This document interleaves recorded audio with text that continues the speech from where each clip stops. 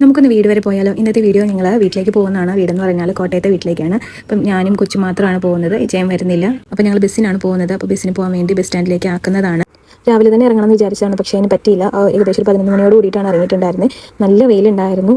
എങ്ങനെയാവും എന്നറിയത്തില്ല. ചെന്നപ്പോൾ തന്നെ ബസ് ഒരെണ്ണം കിടപ്പുണ്ടായിരുന്നു. അപ്പോൾ സ്നാക്സ് ഒക്കെ വാങ്ങിച്ചിട്ട് ബസ്സിൽ കയറി.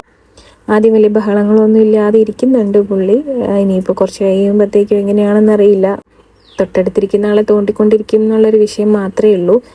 അങ്ങനെ 11:30 ബസ്സിൽ കയറിയിട്ട് ഏകദേശം ഒരു 3 മണിയോട് കൂടിയിട്ട് ഞങ്ങൾ കോട്ടയം എത്തി, ഏറ്റുമാനൂർ എത്തി. ആകെ ഒരു വകയായിട്ടുണ്ടായിരുന്നു, സൈഡ് സീറ്റായിരുന്നു. അപ്പോൾ വെയിലൊക്കെ കൊണ്ട് പൊടിയൊക്കെ അടിച്ച് നല്ല പരുവമായി. അങ്ങനെ ഞങ്ങളുടെ സ്റ്റോപ്പെത്തി. അമ്പലത്തിൻ്റെ അടുത്തായിട്ടാണ് ഇറങ്ങുന്നത്. അപ്പോൾ അങ്ങനെ അമ്പലത്തിൻ്റെ അടുത്ത് എത്തിക്കഴിഞ്ഞ് കഴിഞ്ഞപ്പോഴത്തേക്കിനും അവിടെ ഉത്സവത്തിൻ്റെ പരിപാടികളെല്ലാം ഉണ്ട്. നല്ല തിരക്കൊക്കെ ഉണ്ടായിരുന്നു. പിന്നെ ഞങ്ങൾ അശ്വിനെ കണ്ടു, നമ്മുടെ ഫ്രണ്ടാണ്. അപ്പോൾ അവനെ കണ്ടു. അങ്ങനെ ഞങ്ങളൊരു നാരങ്ങളൊക്കെ കുടിച്ചിട്ട് അവിടുന്ന് ഓട്ടോയിൽ വീട്ടിലേക്ക് പോകുന്നു. അമ്മുക്കുട്ടന് ഒരു സർപ്രൈസ് കൊടുക്കാമെന്ന് വിചാരിച്ചിട്ടാണ് ചേട്ടായിനെ വിളിക്കാതെയൊക്കെ ഇരുന്നത്. പക്ഷേ അമ്മുക്കുട്ടൻ ഓൾറെഡി അറിഞ്ഞിട്ടുണ്ടായിരുന്നു. ഇങ്ങനെയാണോ അറിഞ്ഞു. അപ്പം ഞങ്ങൾ ഓട്ടോയ്ക്ക് പോകുന്നപ്പോൾ രണ്ട് സൈഡിലും ഗാനമേള കാര്യങ്ങളൊക്കെ നടക്കുന്നുണ്ടായിരുന്നു. അത്യാവശ്യം നല്ല തിരക്കുണ്ടായിരുന്നു. കാരണം ആറാട്ടിൻ്റേതായിട്ടുള്ള തിരക്കുകളും കാര്യങ്ങളും ആണ് അവിടെ ഉണ്ടായിരുന്നത്. അങ്ങനെ ഏകദേശം ഒരു 3:30 കൂടിയിട്ട് ഞങ്ങൾ വീട്ടിലെത്തിയപ്പോൾ അവർ നോക്കിയിരിക്കുന്നുണ്ടായിരുന്നു. ഞങ്ങൾ വരുന്ന കാര്യം അവർ അറിഞ്ഞിട്ടുണ്ടായിരുന്നു. അപ്പം അങ്ങനെ എത്തിയിട്ടുള്ളൊരു സന്തോഷ പ്രകടനങ്ങളാണ് ഇവിടെ കണ്ടുകൊണ്ടിരിക്കുന്നത്. അച്ഛമ്മ അറിഞ്ഞില്ല വരുന്ന കാര്യം.